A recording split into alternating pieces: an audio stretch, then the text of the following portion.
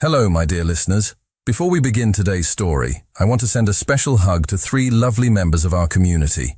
Charlotte from Pretoria, South Africa, Jan Walker from Northern England, UK, and Nana from Tennessee, USA. It's such a joy to have you here with me. Thank you for every message and every kind word. And what about you? Who's listening right now? Have you told me where you're tuning in from? Leave it in the comments. I love seeing how far our stories are reaching. And who knows, maybe your name will be featured in the next video too. Now then, let's begin today's story. The funeral had ended only 3 days ago when the doorbell rang. Natalie Barnes sat on the couch in the small country house, surrounded by boxes of used tissues and cold tea, when she heard the sharp sound cutting through the heavy silence of grief. She considered ignoring it. She had no energy for condolence visits. No energy for more awkward hugs from neighbors who'd never really known James Barnes. But the doorbell rang again. Insistent. Professional. With legs that felt like lead, Natalie dragged herself to the door, opened it, and froze completely. The man on the porch didn't belong in this small village.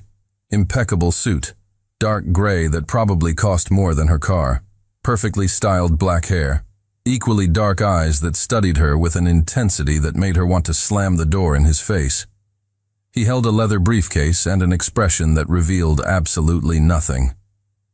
Natalie Barnes, deep voice, controlled, zero warmth. Yes? She gripped the doorknob tighter, an anchor in the middle of disorientation. Nicholas Fairmont, your father's attorney. May we talk? Natalie led him to the living room, still cluttered with things from the funeral. Sympathy cards scattered everywhere, photos of her father all around. She saw Nicholas assess the space with those unreadable dark eyes, but he didn't comment. He simply sat in the armchair her father used to use, and something about seeing a stranger in that sacred place made Natalie's throat tighten. Your father hired me 6 months ago. Nicholas opened the briefcase. To handle legal matters related to his estate and other issues. He pulled out documents. He knew he was sick, the cancer was terminal, and he wanted to make sure you were protected after he was gone. Tears burned in Natalie's eyes. Her father had never said anything. Never mentioned being sick, he just left. Sudden heart attack, the doctors had said. But now this lawyer was saying it was a lie. He didn't want you to know, Nicholas continued, as if reading her thoughts. He thought it would be easier this way. Less time to worry, to suffer in advance. So he lied to me. Natalie's voice came out broken. For 6 months he lied. He protected you, Nicholas corrected, without emotion, as if he were discussing a contract, not her life, and he continued protecting even after. Through the will. He pushed documents across the coffee table. Your father left everything to you, this house. The rare book collection he accumulated, worth approximately $2 million. Investments that guarantee a comfortable monthly income for the rest of your life. Natalie should feel relief, gratitude, but all she felt was a growing emptiness. There's a condition, Nicholas said, and something in his voice changed, became tenser. What kind of condition? Natalie could barely form the words. Nicholas looked at her directly, without blinking, without softening the blow. To receive the inheritance, you need to get married, immediately, to the person your father specifically chose. He paused. To me. The world stopped. Natalie was certain she'd heard wrong. Had to have heard wrong. I'm sorry, what? Your father established in his will that you only receive the full inheritance if you marry me within 30 days of his death. If you refuse, everything goes to charity. That can't be legal. You can't force someone to marry. Technically, I'm not forcing you. You can refuse. But then you lose everything, Nicholas said with that irritating calm. Your father was very specific about the terms. And yes, it's completely legal. I drafted it myself. Natalie was shaking now. From shock, from anger. from grief that was transforming into something darker. Why? Why would my father do this? And why would you agree? For the first time, something crossed Nicholas's face, something too quick for her to catch. I had my reasons, just as your father had his. What reasons? Who are you? I barely know you. And I don't know you, Nicholas shot back. But your father asked me, and I owed him. Nicholas pulled an envelope from his inner pocket. Her father's handwriting on the front. For Natalie, read before deciding. With trembling hands, Natalie opened it. The letter was short, direct, so characteristic of her father. My dear Natalie, if you're reading this, I'm already gone, and I apologize for not having the courage to say a proper goodbye. I was always a coward about big emotions. Nicholas Fairmont is a good man, better than he appears at first glance. I know asking this seems crazy, but trust me, it's the last time I'll ask anything. You're in danger you can't see yet. People who want what I left you, people who wouldn't hesitate to hurt you to get it. Nicholas can protect you, will protect you. I gave him my word. Marry him. It doesn't have to be forever, just long enough for the danger to pass. He understands the terms. I love you more than words can express, and I'm sorry for this final imposition. Always your father, James. Natalie read it 3 times, then looked at Nicholas, who was watching with those impossible to decipher eyes. What danger? What's he talking about? Your father had enemies, Nicholas said simply. People who thought he owed them, who wanted part of the book collection, the investments. And now that he's gone, they'll come after you. So this is, protection? You're like a bodyguard with a marriage license? Something like that. He stood. You have until tomorrow to decide. Marry me, stay protected and receive the inheritance. Refuse. I'll have a clear conscience that I tried, and you'll be vulnerable. He headed toward the door, then stopped. For the record, I don't want this any more than you do, but I made a promise to your father, and I always keep my promises. When the door closed behind him, Natalie was alone with the letter, with the silence, and with an impossible choice. Marry a complete stranger, or risk everything her father left, and apparently her own life. 24 hours later, Natalie stood in the courthouse wearing the only formal dress she owned, simple navy blue that she'd worn to the funeral. There were no flowers, no guests, just her, Nicholas in a suit even more impeccable than yesterday's, and a courthouse official who looked bored with the fastest ceremony in history. Do you, Natalie Marie Barnes, take Nicholas James Fairmont to be your lawfully wedded husband? His middle name was the same as her father's first name. Coincidence. Natalie looked at Nicholas, searching for, what? Reassurance? Human warmth? But all she saw was a professional mask, as if he were signing a business contract, not a marriage certificate. I do. The words came out automatic, empty. And do you, Nicholas James Fairmont, take Natalie Marie Barnes to be your lawfully wedded wife? I do. Firm voice, no hesitation, but also no emotion. Then by the powers vested in me, I pronounce you husband and wife. The official didn't even mention a kiss, just pushed papers for them to sign. It was colder than the funeral. You need to move into my place today, Nicholas said as they left the courthouse. Part of the agreement.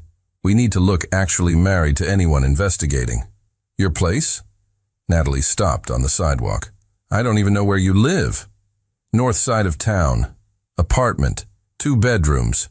You'll have your own. Complete privacy. He said it like he was reciting contract terms. A car will pick up your things at 3 this afternoon. You can't just decide everything on your own. Nicholas finally looked at her, really looked, and there was something in his eyes, a flash of frustration, exhaustion, before the mask returned. Natalie, I know this isn't ideal, for either of us, But your father asked me to keep you safe, and I can't do that if you're alone in that isolated house." He sighed, the first human sound she'd heard from him. "Please, just trust the process for now." It wasn't a demand, but it also wasn't a request. It was something in between that Natalie didn't know how to categorize. "How long?" she asked. "How long do I have to do this?" 6 months, maybe a year. Depends on how quickly certain matters resolve themselves. And after? After, you're free. Clean divorce. You keep everything your father left you. Move on with your life. It was temporary. Natalie clung to that. Temporary and necessary.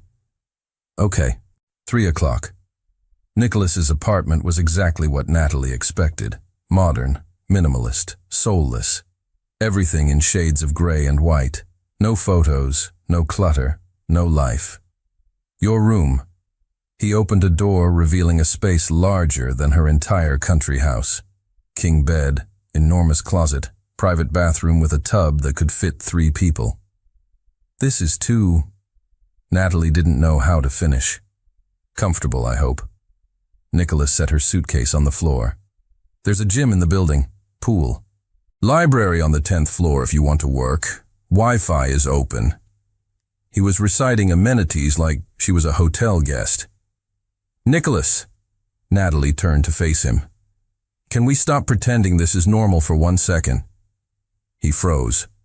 "What do you mean?" "I mean, we just got married, and you're treating me like an unwanted tenant.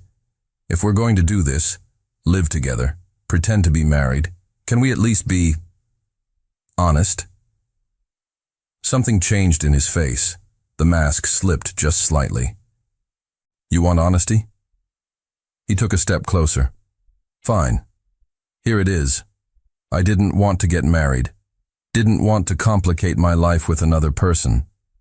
But your father was one of the only good people I've known. And when he asked, begged me to protect you, I couldn't refuse." His voice dropped lower, more intense. "So yes, I'm treating you like a tenant. Because if I treat you like a wife, if I let this become real, it'll hurt 1,000 times more when it ends. And it will end, Natalie. It always ends." The words hung between them, heavy with something Natalie didn't understand but felt in her chest. "What happened to you?" she whispered. "To make you so closed off?" Nicholas laughed, a harsh sound without humor. "That's not part of the contract. My past is mine." He headed toward the door, stopped in the doorway. "Dinner's at 7 if you want to eat. I cook Monday, Wednesday, and Friday. You cook Tuesday, Thursday, and Saturday. Sunday we order. House rules." "House rules," Natalie repeated. "Of course, because marriage is about rules." "This one is." Nicholas looked at her over his shoulder, and for the first time, she saw something like regret. "I'm sorry it's not the fairy tale you deserved, but it's the best I can offer." And then he left, closing the door gently behind him. Natalie stood alone in the enormous room, looking at the suitcases that contained her entire life, and thought, what was her father thinking? How would a marriage to a man who barely spoke to her protect her? And why, when Nicholas had looked at her with those dark eyes full of hidden pain, did something in her chest tighten in a way she didn't understand? That night, she discovered the first clue. Exploring Nicholas's personal library, because she couldn't sleep in a strange place, she found a photo, the only one in the entire apartment, hidden between law books. A younger Nicholas, maybe 25, next to a man she recognized instantly, her father. They were laughing, arms around each other's shoulders, like friends, like family. And on the back, in her father's handwriting, to Nicholas, the son I chose when blood failed me, always grateful. James. The son he chose? Nicholas wasn't just her father's lawyer. He was something much, much more. Natalie woke to the smell of coffee and something burning. She checked her phone. 6:15 in the morning. Who was awake at this hour? Stumbling out of her room in old pajamas and messy hair, she followed the smell to the kitchen. Nicholas was there, wearing sweatpants and a t-shirt, the first time she'd seen him in anything other than a suit. He was battling with a frying pan, clearly losing the fight against eggs that should have been scrambled, but looked more like charred rubber. "You said you cooked on Mondays." Natalie couldn't help the accusatory tone. Nicholas jumped, turning so fast he almost knocked over the pan. You startled me." "Sorry, but seriously, what is that?" She pointed at the culinary disaster. "Attempted breakfast." He looked at the mess with something like embarrassment. "I normally eat out or order in, but I thought, first day as whatever we are, I should make an effort." It was a kind gesture buried under layers of incompetence, and despite everything, Natalie felt her lips trembling into something that might be a smile. "Move over," she gently pushed him aside, "before you burn the place down." Natalie took over, throwing out the ruined eggs and starting fresh.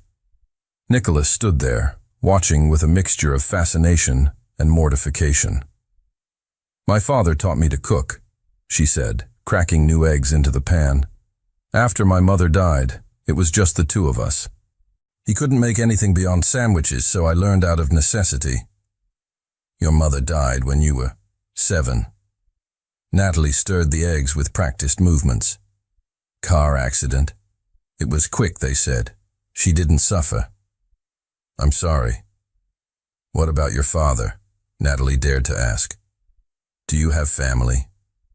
Nicholas went rigid. "None that matter." "I saw the photo." Natalie decided to risk it. "In the library. You and my father. He wrote that you were like a son to him." The silence that followed was so thick Natalie almost regretted mentioning it.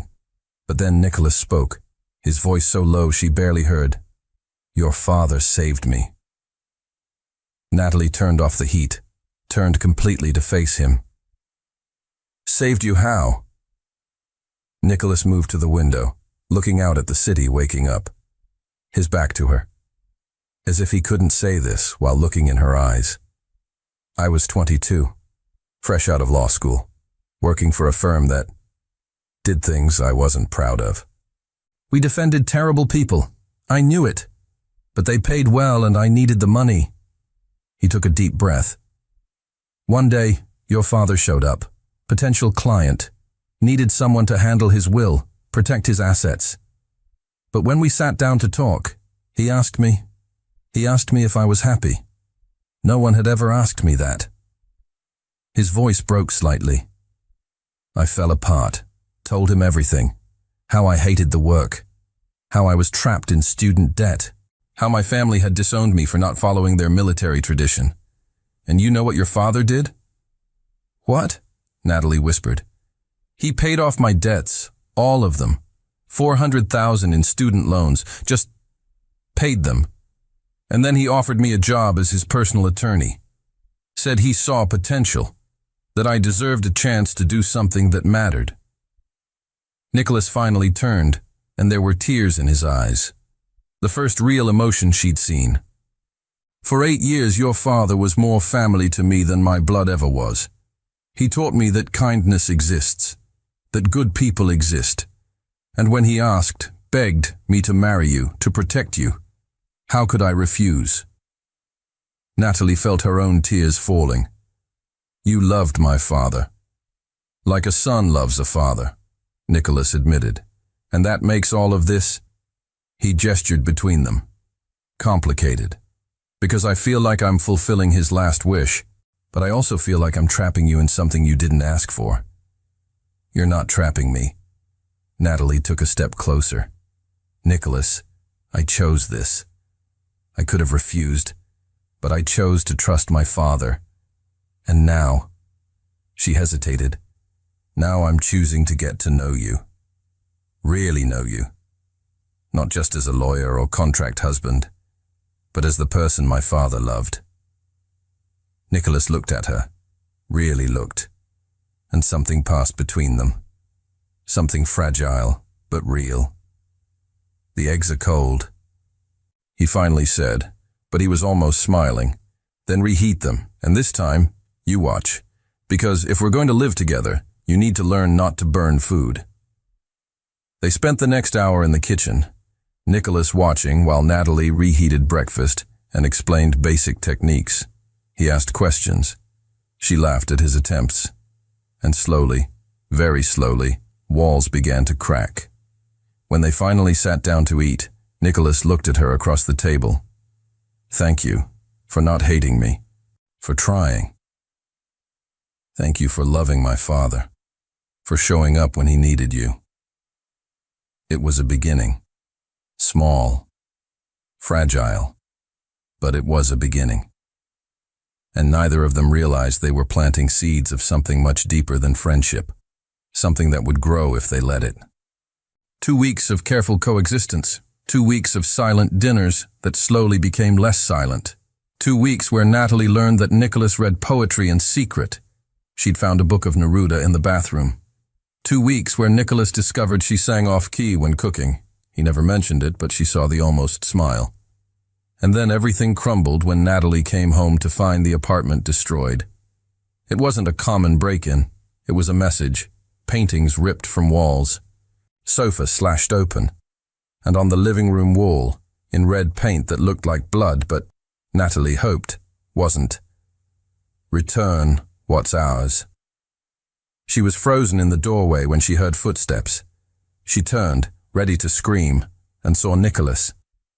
He looked around, his face draining of color, then immediately pulled Natalie out of the apartment. Don't touch anything. Don't go in. He was already calling. Yes, I need to report a break-in. Direct threat. He gave the address. Then hung up and finally looked at Natalie. Are you okay? Hurt?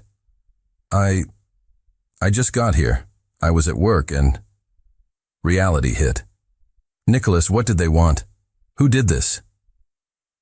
2 hours later, the apartment was full of police, crime scene photographers, and a middle-aged detective named Costa who looked too tired for this life.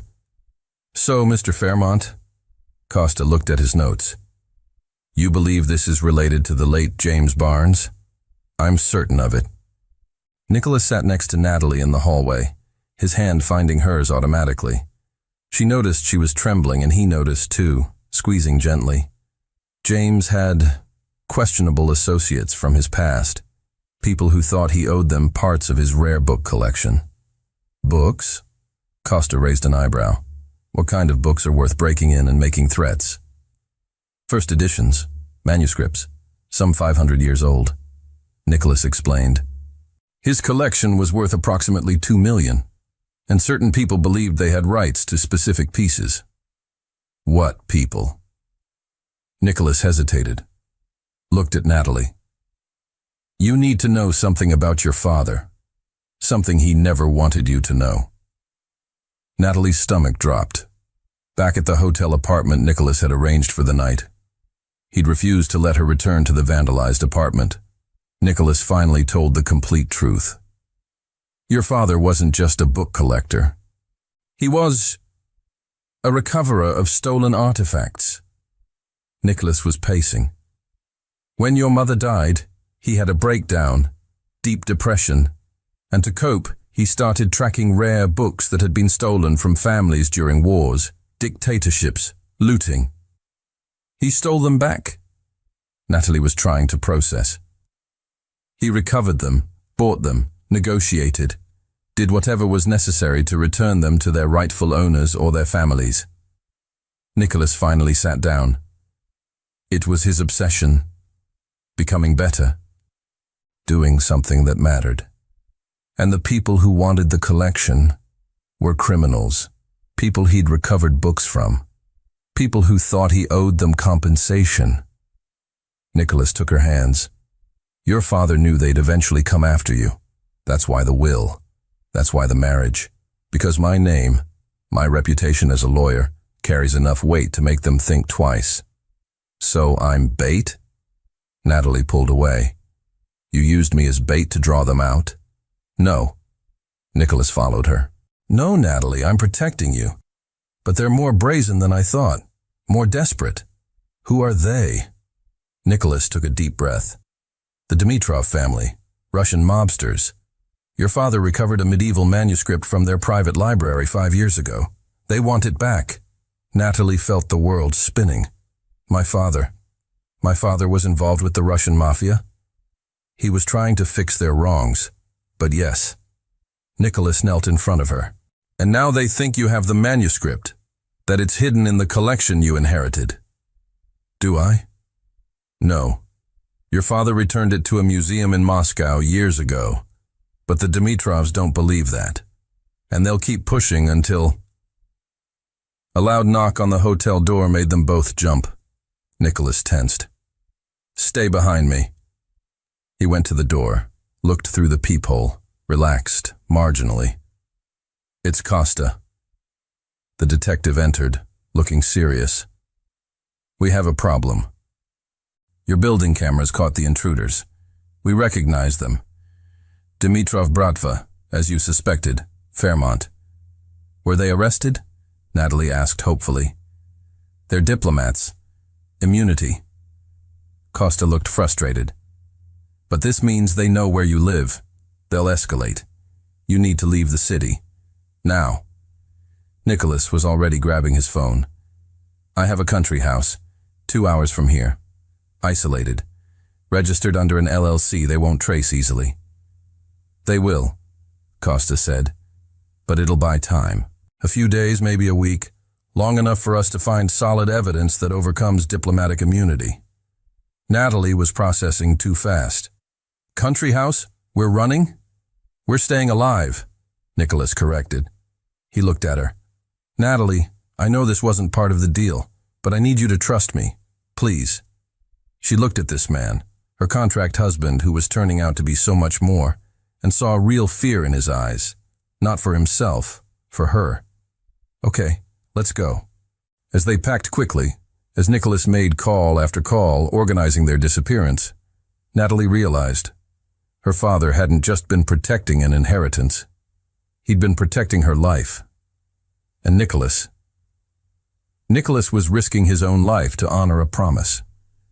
This wasn't just a contract anymore. This was much more complicated and much more dangerous. The country house sat in the middle of nowhere, dirt road, surrounded by dense forest, no neighbors for miles. It was rustic, but well-maintained. Dark wood, stone fireplace, enormous windows overlooking a private lake.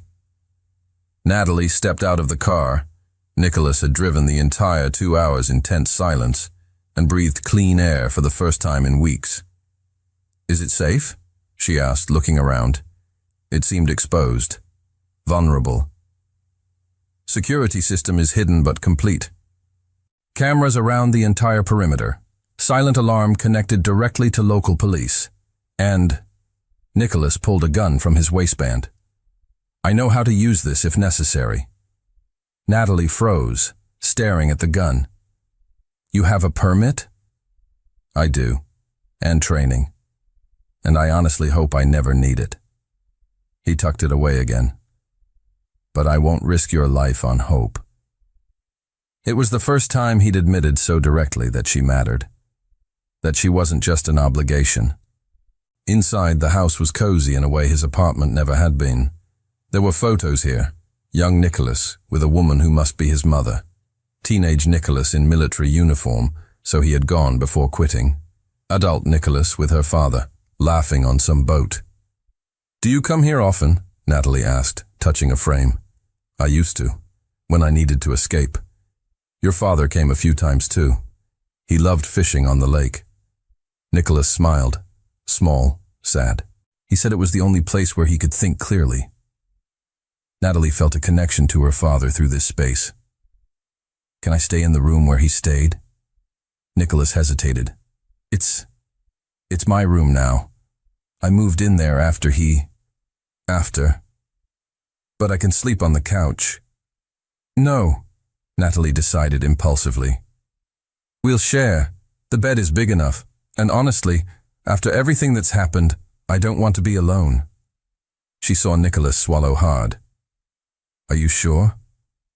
I'm sure. And strangely, she was.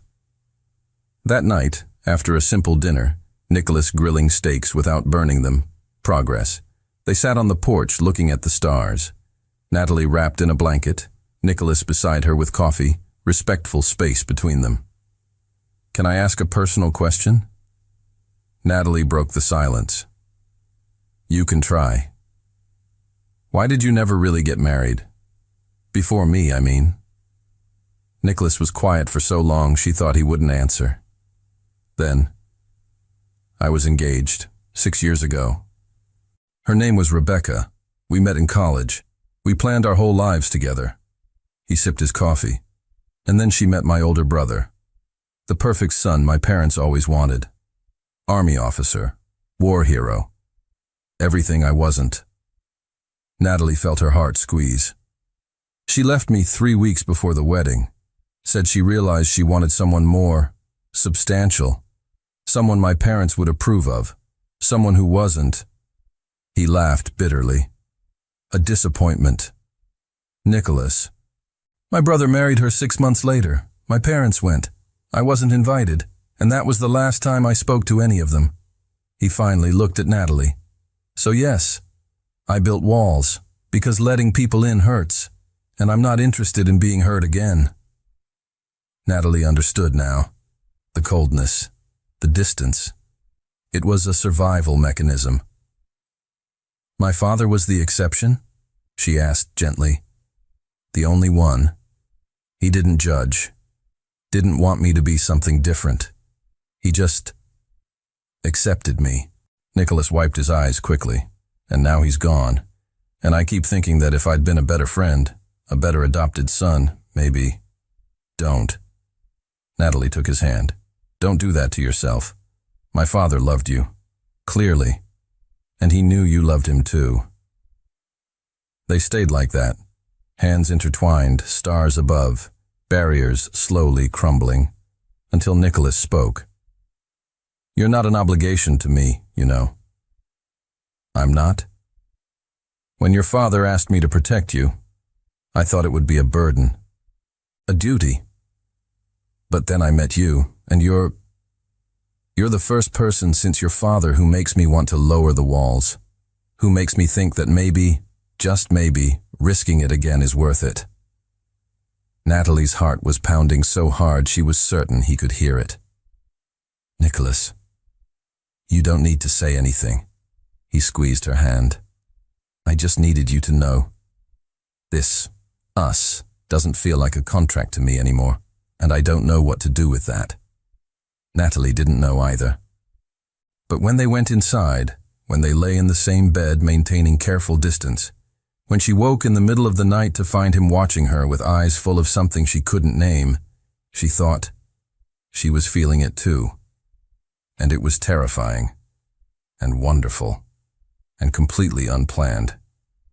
But maybe, just maybe, it was exactly what they both needed.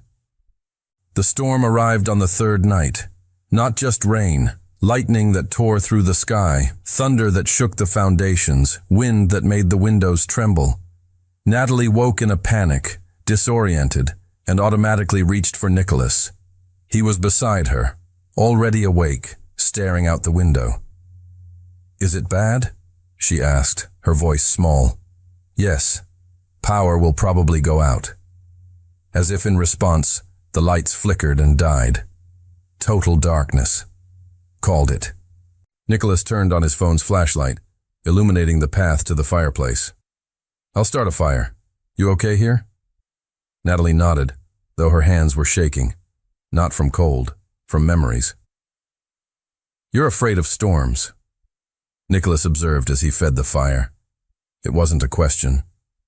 "My mother died in a storm." Natalie hugged her knees. "She was driving, heavy rain.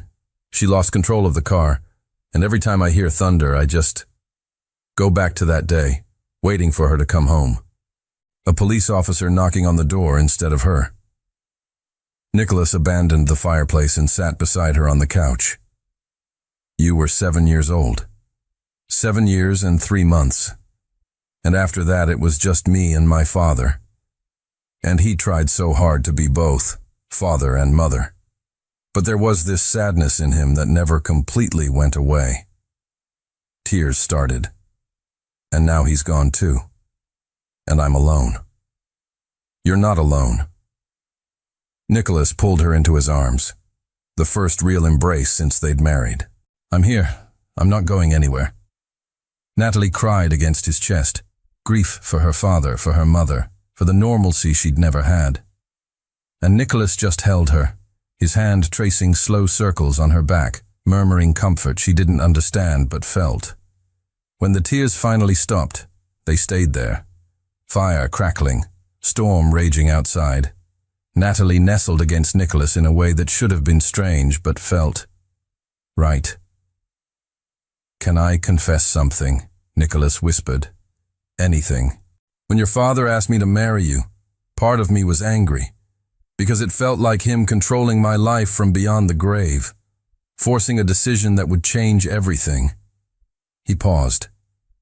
But another part, a part I didn't even admit to myself, was relieved. Relieved? Because it meant connection, family, something beyond the emptiness my life had become. He looked down at her in his arms.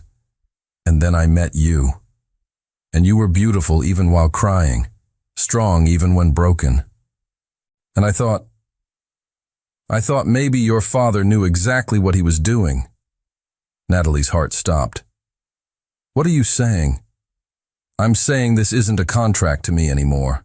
It's not obligation or duty or a promise to a dead man. Nicholas tilted her face to look at him.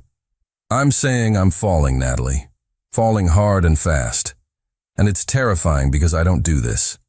I don't let people in. But you're dismantling every defense I've built. Natalie could barely breathe.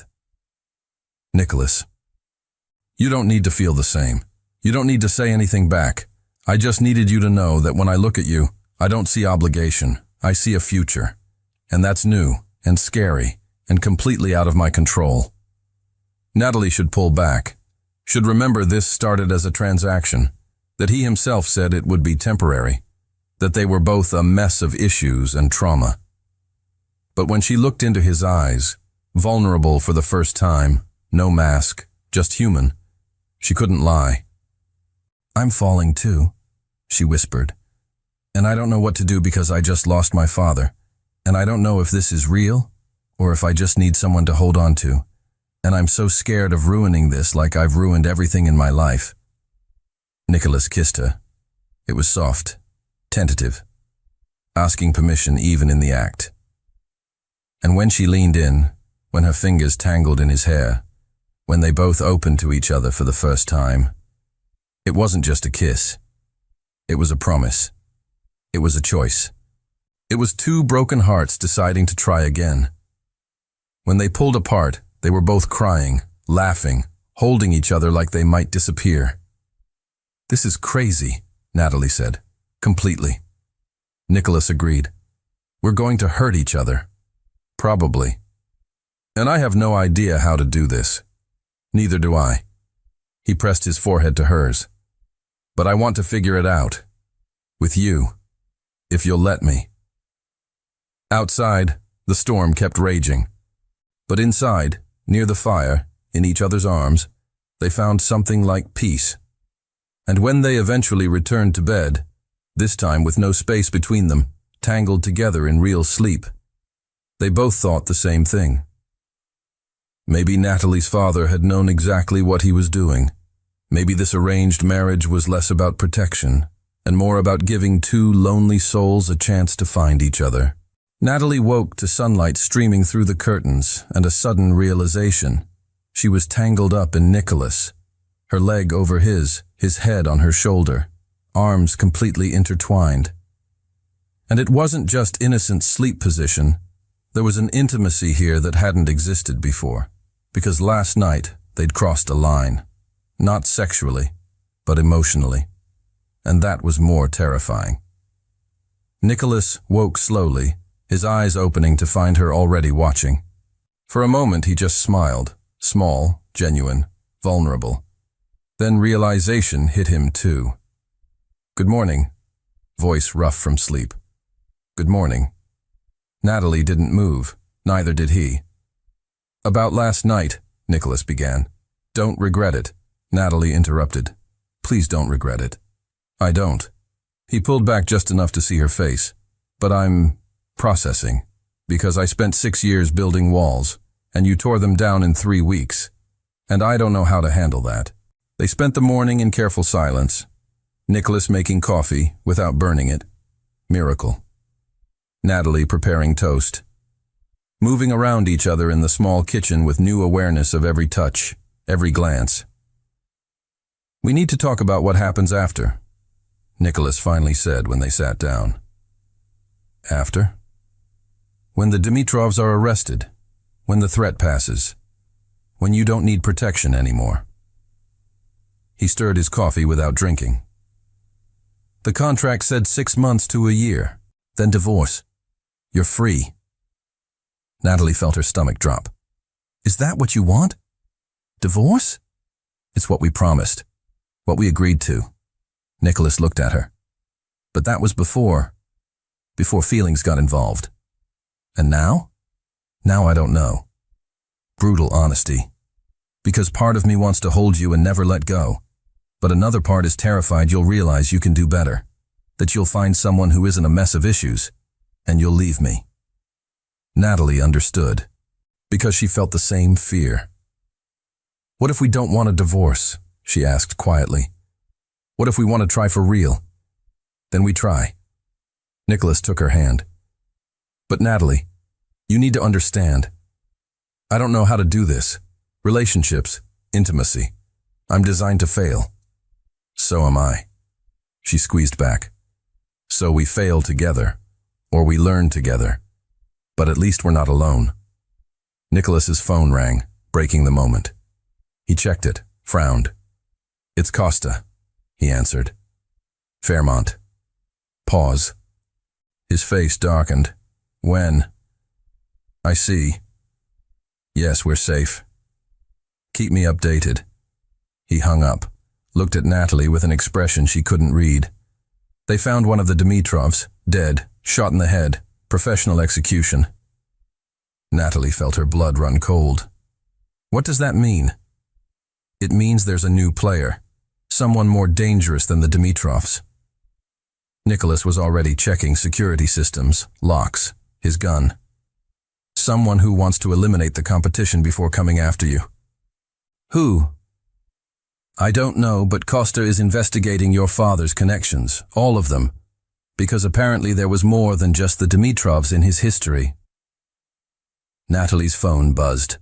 Unknown number. She looked at Nicholas, who nodded, recording on. She answered on speaker. Hello. Distorted voice, electronic, impossible to identify gender or age. Natalie Barnes, or should I say Fairmont now? Beautiful wedding. Shame it won't last. Nicholas tried to trace the call, but already knew it was useless. The voice continued. Your father took something that wasn't his. A manuscript? No. That was just a distraction. The real treasure is hidden, and you're going to give it to me, or your new husband will join your father in the cemetery. The line went dead. Absolute silence. Then Nicholas was moving, grabbing weapons, checking doors, calling Costa. But Natalie was frozen. Because the voice had said, new husband. Like they knew the marriage was recent. Like they'd been watching. Nicholas? She could barely form the words. They know. About us. About everything. I know. He came back, gripping her shoulders. But I'm not going to let anything happen to you, understand? Nothing. What if something happens to you? The question hung there. Because that's what Natalie realized now. She wasn't just afraid for her own life. She was afraid for his. Because in 3 weeks, this man had become everything. It won't, Nicholas promised, because I have too many reasons to stay alive now. He kissed her, quick, intense. You're my reason, Natalie, and I'm not letting anyone take that away from me. But as they prepared their defenses, as they waited for the invisible enemy's next move, they both thought the same thing. They'd just found each other, and the universe was already trying to tear them apart. The question was the love that had barely begun strong enough to survive? There has to be something we're missing. Natalie was surrounded by boxes, all filled with her father's books they'd brought from storage 3 days ago. 3 days locked in the house, security systems on maximum, both jumping at every sound. 3 days searching for a manuscript they didn't even know existed. My father left a clue. He had to. Nicholas was at the laptop, combing through her father's emails for the 1,000th time. He mentioned the real treasure once, in an email from 2 years ago. But we thought he was talking about the collection in general. Read it again. Nicholas pulled up the email. Dear Nicholas, the real treasure is not what they think. It's hidden where only she can find it, where love and memory meet. I thought it was philosophical, but where love and memory meet, Natalie repeated, then froze. Wait, he always said that love lives in memories, and he kept memories in. She ran to the bedroom. Nicholas behind her. Natalie pulled a box from under the bed, old photo album. Flipping through yellowed pages, Natalie found childhood photos, mother and father together, her as a baby. And then, a page she didn't remember seeing before, a photo of an ancient book, lying open showing beautiful medieval illuminations. In the margin, in her father's handwriting. For Natalie, the true inheritance, not the value, the message. What message? Nicholas was looking over her shoulder. Natalie studied the photo more closely. The illuminations showed stories of ordinary people doing extraordinary things, saving others, sacrificing, loving. It's not about money, she whispered. It never was. It's about how we live, about the choices we make. But where's the actual manuscript? Natalie turned the page. There was a taped envelope. Inside, a small key and a note. Safe in the office, behind the Neruda. Nicholas was running before she finished reading. Her father's office, a room Natalie had barely entered since his death, was exactly as he'd left it. Books in stacks, papers scattered, the smell of the pipe he'd smoked in secret, and an entire shelf of Neruda. Which book? Nicholas was checking each one. 20 love poems, Natalie knew without checking. It was my mother's favorite. He read it to her every night. Behind the book, embedded in the wall, a small safe. The key fit perfectly. Inside, not a medieval manuscript. Something different. A modern notebook, leather-bound, filled with her father's handwriting. Natalie opened it with trembling hands. First page. For Natalie, the truth about who I am and why I married you to Nicholas. The next hours were revelation. Her father wasn't just an artifact recoverer. He was an informant. He'd worked with Interpol to dismantle international art smuggling networks. The criminals threatening Natalie? They didn't want manuscripts. They wanted the notebook. They wanted names, dates, operations, everything that could destroy an international art crime empire. He was protecting you from this. Nicholas was reading over her shoulder. By marrying you to me, he ensured you'd have legal protection. My firm has resources to keep evidence safe, to defend you. And put you in danger too, Natalie realized with horror. Nicholas, if they know you have this, they already know. That's why the threat. He closed the notebook. But now we have leverage. We know what they want, and we can use it. How? Natalie was terrified. We can't just give it to them? Of course not. We give it to Interpol and let them handle it. Nicholas was already calling. Costa has contacts. He can arrange a secure transfer. But as he spoke, as he organized the protection scheme, the window glass exploded. It wasn't a rock. It was a tear gas grenade. Nicholas screamed for Natalie to get down, covered her body with his, as gas filled the room. She heard pounding, the door being broken down, voices in Russian, heavy footsteps. "Nicholas!" She could barely breathe. "Stay with me." He was dragging her to the hall, to the safe room he'd built without her knowing. "Don't let go." But then there was a figure in the doorway. Gas mask, gun pointed, and the distorted voice from the phone, now clear. "I'm sorry, but you left me no choice." The person fired. Nicholas pushed Natalie back, taking the bullet meant for her. He fell, and Natalie screamed, a primal sound of something breaking inside her. Because she'd just found him, just started loving him, and she wouldn't lose him too. The hospital corridor smelled of disinfectant and fear. Natalie sat in a hard plastic chair, still wearing clothes stained with blood. Nicholas's blood, waiting, always waiting. It had been 3 hours since the ambulance, 3 hours since she'd watched paramedics work frantically, 3 hours since a doctor said significant blood loss and emergency surgery, and other words her mind wouldn't process. Costa stood beside her, silent. They'd caught the shooter, a junior member of a crime syndicate who thought killing Nicholas and taking the notebook would earn him a promotion. Stupid, desperate, now arrested. But that didn't bring Nicholas back. "Mrs. Fairmont," a young doctor appeared. "Your husband survived the surgery." Natalie collapsed. The tears she'd held for 3 hours finally fell. Nicholas was pale against white sheets, tubes and wires connected to machines that beeped a steady rhythm, eyes closed, so still that Natalie had to watch his chest rise and fall to believe he was alive.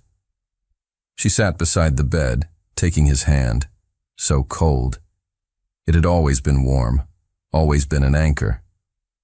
"You're an idiot," she whispered, crying. "You shouldn't have protected me. Shouldn't have put yourself in front." Of course he didn't respond, sedated, recovering. "I love you." The words came out, the first time she'd said them aloud. "I love you, and you can't die before hearing that, before knowing that you're everything, Nicholas. In 3 weeks you became everything." His fingers moved, just a fraction, but she felt it. His eyes opened slowly, taking time to focus. When he saw her, his lips curved into a weak smile. "You, okay?" Voice hoarse, destroyed. "Am I okay? You took a bullet, but you are alive, so worth it." He coughed, grimacing in pain. Natalie was crying and laughing simultaneously. "You're impossible. And you love me?" There was hope in his eyes, vulnerability, so much. She leaned down, kissing his forehead. "So much it scares me." Nicholas spent 2 days in the hospital. 2 days where Natalie didn't leave his side.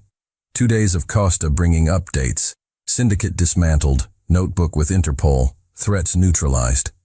2 days of Nicholas waking and sleeping, but always looking for her first. On the second night, when he was more alert, more himself, Nicholas finally spoke about what he'd been thinking.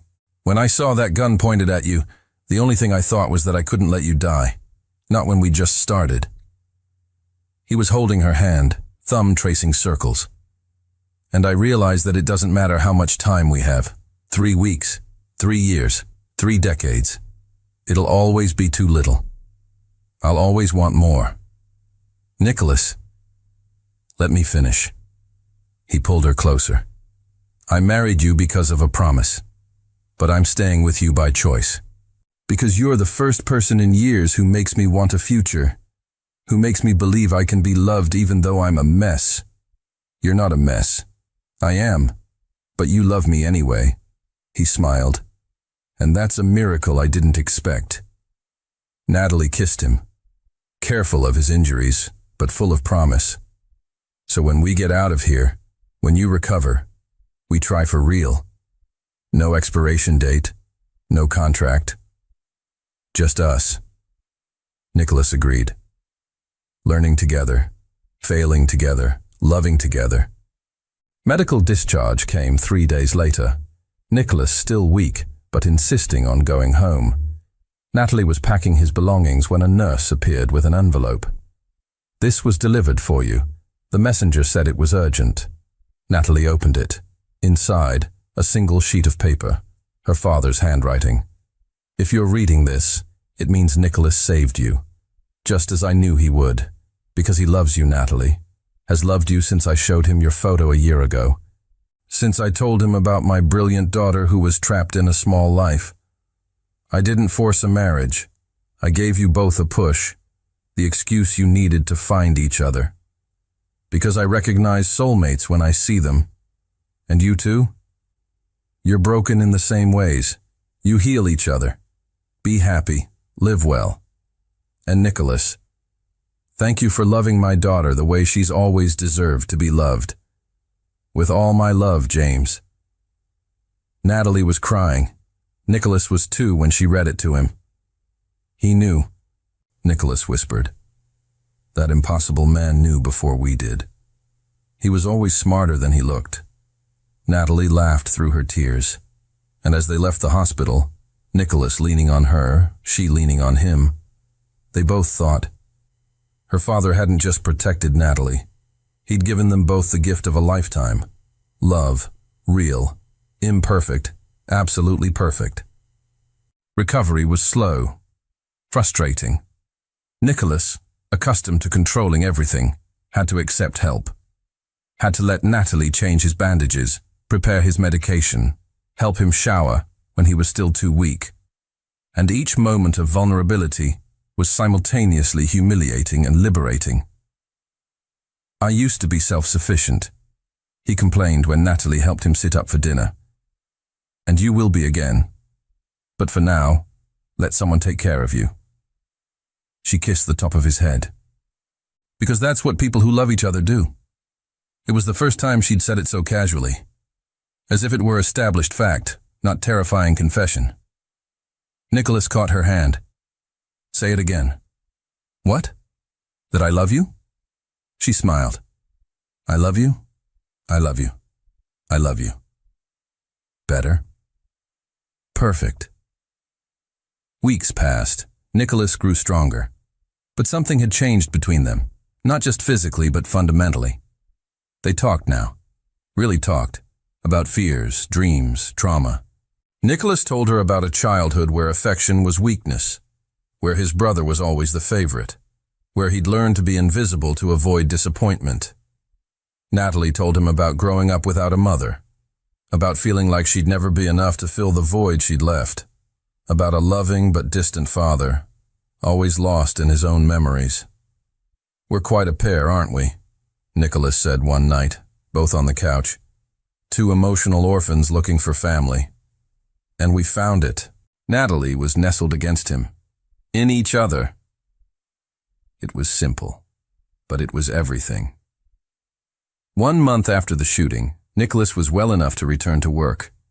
But when he arrived at the office, he found something unexpected, an invitation to dinner with his mother and brother.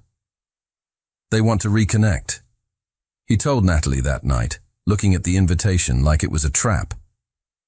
They said they heard about the shooting, that they were worried, that they want to meet you. And do you want to see them? I don't know. Brutal honesty. Part of me wants to tell them to go to hell, that they abandoned me when I needed them and don't deserve a second chance. But another part wants family, Natalie completed, even if it's complicated. You understand? Completely. Because I'd do anything for one more day with my father, even if it was difficult. She took his hand. So let's go. Together. And if it's horrible, we leave. But at least we try. Nicholas kissed her. Those kisses that had become their own language. Gratitude, love, recognition. What did I do to deserve you? You took a bullet for me. I think that counts. Dinner was at an elegant restaurant. Nicholas's family was already there when they arrived. Nicholas's mother was an elegant woman in her 60s who looked like she'd been crying recently. His brother was an older copy of him, but with a hardness Nicholas didn't have. Nicholas. His mother stood, hesitant. You're okay? We heard you were seriously injured. I'm fine. Nicholas was rigid. This is Natalie, my wife. There was obvious shock. Wife? You got married? 2 months ago, for complicated reasons, but he looked at Natalie. That became simple, because I love her. His brother, David, coughed. Straight to the point, typical. They sat, uncomfortable silence. Then his mother spoke, voice broken. Nicholas, we made mistakes. Terrible ones. We abandoned you when you needed us. We chose sides when we should have stayed neutral. And Rebecca is divorced now, David interrupted. She realized too late that she married me to impress our parents, not for love. And you? Nicholas asked, voice carefully neutral. Did you love her? I thought I did, but I think I just liked winning, being chosen over you for the first time. David looked down. And that made me a monster. I'm sorry. The words hung there. Natalie squeezed Nicholas's hand under the table. Silent support. Why now? Nicholas finally asked. Why after 6 years of silence do you show up? His mother took a deep breath. Because we almost lost you, and we realized that stupid pride cost us a son, and we're not letting that happen again. She leaned forward. We're not asking for instant forgiveness, or even eventual forgiveness, but we're asking for a chance to know you, to know your wife, to maybe eventually be a family again. Nicholas was trembling. Natalie felt it, and she intervened for the first time. Can I say something? Everyone looked at her. Nicholas spent 6 years building a life without you, and he was fine, more than fine. But he also carried pain, and anger, and a feeling of never being enough. She looked at his mother, then David. So if you're here out of guilt or obligation, please leave. But if you're here because you genuinely want to know the incredible man he's become, then stay and prove it. Silence. Then his mother smiled, through tears. I like her. She's fierce. She learned from the best, Nicholas said, looking at Natalie with obvious love. And slowly, very slowly, conversation began. It wasn't perfect. There were still wounds, still hurt, but it was a beginning. And sometimes, beginning is enough. Are you sure about this? Natalie was looking at the white dress. Simple, elegant, nothing like the rushed courthouse wedding. We don't need to make a big production. We're already married, but not the right way. Nicholas stood behind her, hands on her shoulders. We married out of obligation, for protection. I want to marry you again, this time for love, this time with family present, this time the way you deserve. His reflection in the mirror showed a transformed man, still serious, still intense. But there was lightness now, a peace he hadn't had 6 months ago. Is your brother coming? Natalie asked. He and my mother, and some of my friends, plus your friends. Nicholas kissed her shoulder. 20 people, garden at the country house, intimate and perfect. Like you, like us. The day dawned clear, no clouds, as if the universe were cooperating. Natalie was in the country house bedroom, the same one where everything had changed during the storm, being helped by Nicholas's mother. He loves you completely, you know. Margaret was adjusting the veil. I've talked to my son more in 6 months than in 6 years. And it's all because of you. You brought him back. He brought himself back, Natalie corrected. I just was there. Sometimes being there is all someone needs. Below, in the garden, Nicholas was nervous. David beside him as best man, something that would have been unthinkable a year ago. You're shaking, David observed. I'm terrified, Nicholas admitted. What if she changes her mind? What if she realizes she can do better? She won't, because she looks at you the way Mom looked at Dad, like you're her entire universe. David squeezed his brother's shoulder, and you deserve that. Finally. The ceremony was everything neither of them had known they wanted. Small, intimate, real. When Natalie walked through the garden, no father to give her away, but carrying a red rose in his honor, Nicholas cried openly. "You're beautiful," he whispered when she reached him. "You're repeating yourself." She smiled through her own tears. The officiant, the same one who'd married them the first time, now genuinely smiling, cleared his throat. "We're gathered here to witness Nicholas and Natalie renewing their vows. Vows they made 6 months ago for complicated reasons. But that today they renew for the simplest reason. Love." Nicholas went first. No papers. From the heart.